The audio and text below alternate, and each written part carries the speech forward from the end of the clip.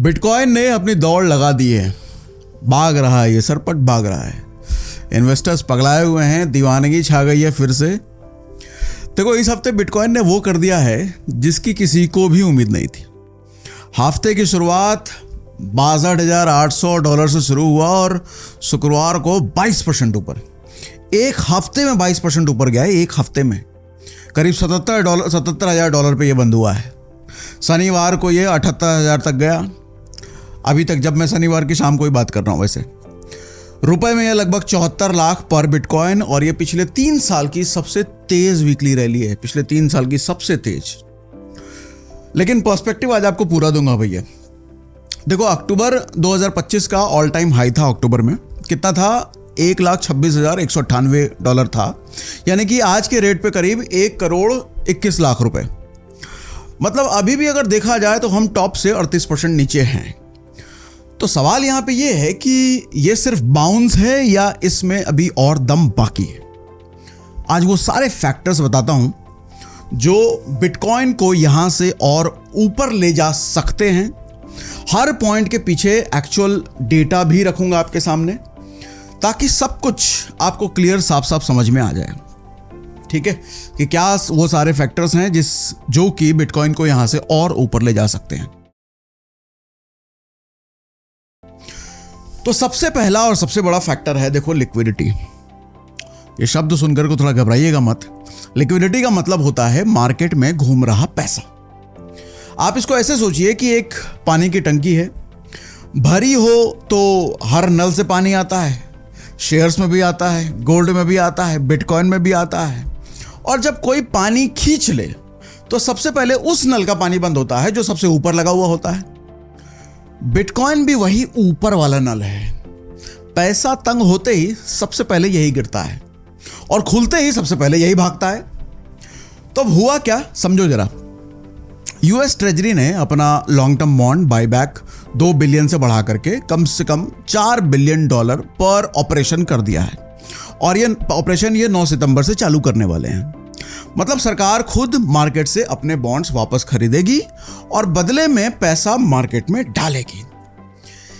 इस एक ऐलान से यील्ड्स गिर गए, डॉलर कमजोर हो गया और 3 बिलियन की बेयरिश पोजीशंस साफ हो गई।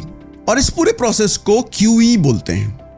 QE यानी कि क्वांटिटेटिव ईजिंग होता है। ये वो तरीका होता है जिससे सेंट्रल बैंक नया पैसा बनाकर मार्केट से बॉन्ड खरीदता है ताकि सिस्टम में कैश बढ़े, ब्याज दरें नीचे आए। 2008 और 2020 में भी यही हुआ था, और उसी के बाद हर एसेट भागा था। ये वाला कदम देखो, टेक्निकली ना QE है ना रेट कट है, क्योंकि पैसा फेड नहीं, ट्रेजरी डाल रहा है, पर असर मार्केट पर बिल्कुल वैसा ही हो रहा है जैसा फेड के डालने से होता है।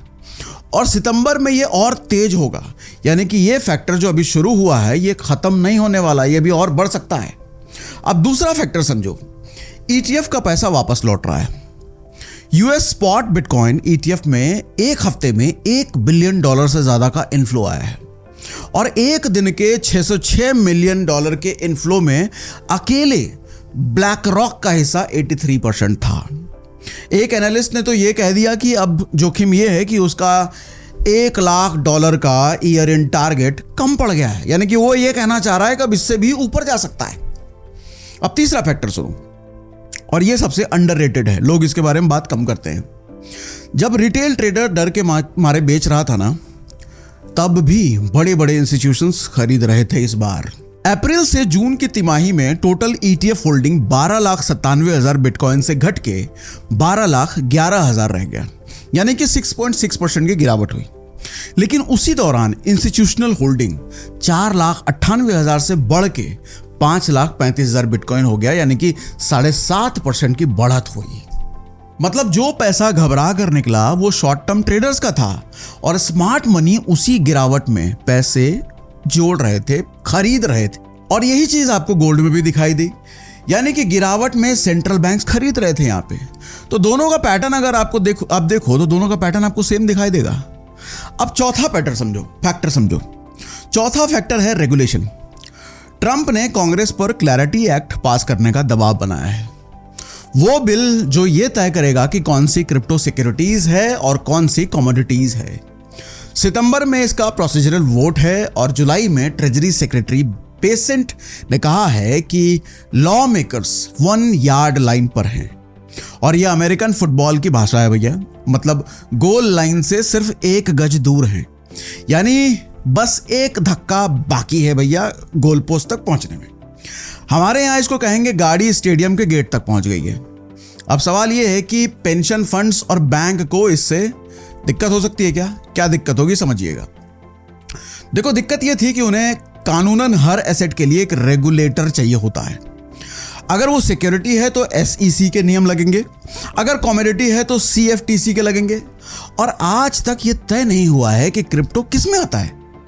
जब तक ये साफ ना हो, कोई भी पेंशन फंड मैनेजर उसमें पैसा नहीं डाल सकता, क्योंकि वो दूसरों के रिटायरमेंट का पैसा संभाल रहा है भैया। सावधानी से यूज करेंगे और कर को रेगुलेटर पूछ ले कि किस नियम के तहत खरीदा था, तो उसके पास कोई जवाब नहीं होगा। यही वजह है कि दुनिया का सबसे बड़ा पैसा अब तक बाहर खड़ा है। और ये बिल पास हुआ तो वहीं सबसे बड़ी रुकावट हट जाएगी। तो मतलब एक साथ बड़ा इनफ्लो बिटकॉइन में आएगा इसके बाद, अगर ये बिल पास हुआ तो। अब 5वां फैक्टर सुनो, सोवरेन वैलिडेशन। 2025 के एग्जीक्यूटिव ऑर्डर से बना है यूएस स्ट्रैटेजिक बिटकॉइन रिजर्व, जिसमें सरकार के पास आए बिटकॉइन बेचने पर रोक है। और अब अमेरिकन रिजर्व मॉडर्नाइजेशन एक्ट, जिसे बायपार्शियन सपोर्ट है, इसे कानूनी शक्ल देगा। यानी कि आगे कोई भी सरकार आए उसको मानना पड़ेगा, वो बिटकॉइन नहीं बेच सकते। अब छठा फैक्टर भी सुन लो। सको संभावना के हिसाब से छठा फैक्टर सबसे बड़ा है। अलोकेशन अभी भी शुरू नहीं हुई है, मतलब अमेरिका की एडवाइज्ड वेल्थ का सिर्फ 0.5% से भी कम बिटकॉइन में लगा हुआ है, यानी कि आधा प्रतिशत भी नहीं है। इसको ऐसे समझिए कि आपके मोहल्ले में 200 घर हों और सिर्फ एक घर ने बिटकॉइन खरीदा हो, कुछ ऐसा। बाकी 199 घर अभी बाकी हैं। तो ये 0.5% से सिर्फ 1% अगर हो गया तो डिमांड दोगुनी हो जाएगी। और ऊपर से 401 की बात चल रही है, मतलब यह अमेरिका का रिटायरमेंट फंड है जिसमें हर नौकरी पेशे आदमी का पैसा हर महीने अपने आप बिटकॉइन में जाता रहेगा। जैसे हमारे यहाँ PF का पैसा नहीं जाता, उसमें क्रिप्टो में छूट भी मिलेगी। तो एनालिस्ट ये कहते हैं कि वो पैसा अब तक के सारे ETF वॉल्यूम को छोटा साबित कर देगा। मोटा मोटी ये बात है कि अभी तक जितना भी पैसा ETF में गया है बहुत छोटा पड़ जाएगा वो, अगर ये हो गया तो। ये PF वाली बात जो मैं बोल रहा हूं, तो ये भी एक बुलिश सिग्नल है। अब 7वां फैक्टर सुनो, सप्लाई का गणित, जो बदल ही नहीं सकता, जो बिटकॉइन की सबसे बड़ी खासियत है। अब सिर्फ लगभग 12 लाख बिटकॉइन ही माइन होने बाकी है। 2 करोड़वां कॉइन मार्च 2026 में माइन हो चुका है और अब हर रोज बिटकॉइन बन रहे हैं 450 बिटकॉइन हर रोज बन रहे हैं। तो आज के प्राइस पर करीब 335 करोड़ रुपए का यह बिटकॉइन माइन हो रहा है। अब सोचिए, अकेले ब्लैक रॉक का एक दिन का इनफ्लो इससे कई गुना बड़ा था।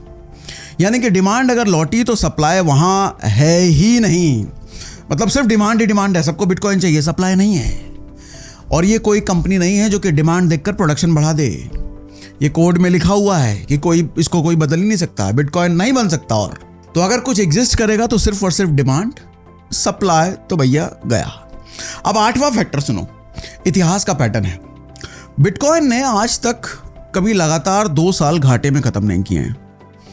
2014 लाल था तो 2015 हरा था, 2018 लाल था तो 2019 हरा था, 2022 लाल था तो 23 हरा था, 2026 अब चल रहा है जो कि लाल है। शुरुआत से करीब 18% से 21% के नीचे हैं। पैटर्न अगर टिक गया तो 2027 हरा होने वाला है, अगर पैटर्न को देखा जाए तो। इस बात की कोई गारंटी नहीं है, पर ट्रैक रिकॉर्ड बिटकॉइन का जो 12 साल का है वो यही बताता है। अब टारगेट सुन लो भैया, ये दूसरी रिसर्च कंपनीज क्या कह दे रही है। स्टैंडर्ड चार्टर्ड 2026 के एंड के लिए बोला है इन्होंने कि $1 लाख पर बिटकॉइन जाएगा, करीब 96 लाख रुपए के आसपास। बर्नस्टीन ने बोला है $1.5 लाख पर, यानी कि 1,44 लाख पर। और आखिर में टेक्निकल चार्ट की भी थोड़ी बात कर लेता हूं। देखो, बिटकॉइन इस वक्त ना अपने सारे मूविंग एवरेजेस के ऊपर है। जिसमें 200 डे मूविंग एवरेज भी है जो करीब $69,000 पर है। यह असली मजबूती का संकेत है क्योंकि पूरे साल प्राइस इसके नीचे फंसा हुआ था। जून जुलाई का $62,000 से $66,000 वाला रेंज अभी तोड़ चुका है और अगला बड़ा रेसिस्टेंस है $80,000 का और उसके बाद $87,000 है भैया। और नीचे पहला सपोर्ट जो है वो $76,000 से $75,000 का है और उसके नीचे $70,000 का सपोर्ट है। लेकिन चार्ट में वार्निंग भी है। RSI 83 के ऊपर है यानी कि ओवरबॉट है। प्राइस बहुत तेजी से बहुत ऊपर गया है तो एक पुल बैक या साइडवेज कंसोलिडेशन आना नॉर्मल हो सकता है। इसलिए आंख बंद करके कूदने की जगह $80,000 का ब्रेकआउट कंफर्म होने का इंतजार ज्यादा समझदारी है। और एक बात याद रखिए, यह रैली लिक्विडिटी से आई है, फेड के नरम पड़ने से नहीं आई है। सितंबर में रेट हाइक की प्रोबेबिलिटी इस हफ्ते 40% के पार चली गई है। फेड ने रेट अगर बढ़ा दिया, ये जो पूरी लिस्ट हमने आपको गिनाई ये 2 हफ्ते के लिए किनारे पर चली जाएगी ये मतलब। तो भैया बिटकॉइन के इस अप डाउन का फायदा आप रोज उठा सकते हैं अगर आप लॉन्ग टर्म इन्वेस्टिंग नहीं करना चाहते हो तो। CoinDCX पर फ्यूचर ट्रेडिंग करके आप इसका फायदा उठा सकते हैं, लिंक हमने डिस्क्रिप्शन में दे रखा है। फ्यूचर्स में मार्केट ऊपर जाए या नीचे, दोनों में आपके लिए कमाई का मौका रह सकता है और लेवरेज की वजह से छोटी कैपिटल से भी बड़ा एक्सपोजर लिया जा सकता है। और अगर ट्रेडिंग करनी नहीं आती तो घबराइए मत, डिस्क्रिप्शन में टेलीग्राम चैनल का लिंक भी है। हर रोज बिल्कुल फ्री में ट्रेडिंग सिखाई जाती है वहां पर। और हाँ, लेवरेज दोनों तरफ चलता है भैया, इसलिए स्टॉप लॉस का इस्तेमाल जरूर कीजिएगा। अब हमको कमेंट बॉक्स में ये बताइए कि आपको क्या लगता है कि बिटकॉइन इस साल $1 लाख वापस छू लेगा।